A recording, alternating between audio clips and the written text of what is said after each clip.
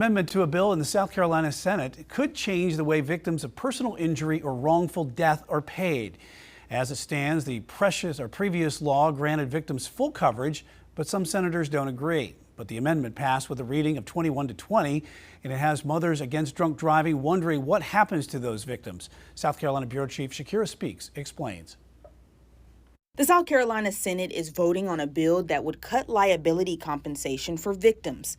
Senate Bill 533 would only force people to pay for damages they were deemed at fault for by a jury. I think you should have to pay for the damage that you cause. You should not have to pay for damage that I cause. Mothers Against Drunk Driving say it could affect how victims of drunk driving are paid.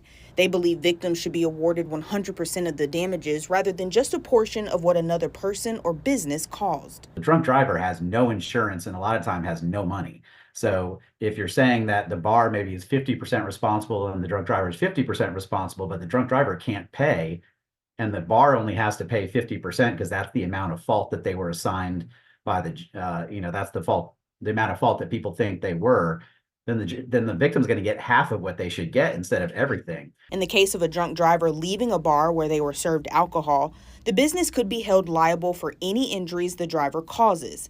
MAD believes lawmakers should be thinking about the victims while debating the bill, not just the businesses that could be found liable. The organization says only getting partial compensation for possible lifelong injuries could financially cripple the victims and their families.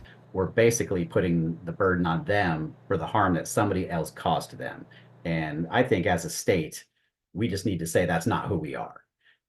This is a moral choice where we're saying the victims will come first and they're going to get what a legitimate court of law has decided they deserve, and we're not going to put economic interests of law-breaking establishments ahead of them. Shakira Speaks, Queen City News.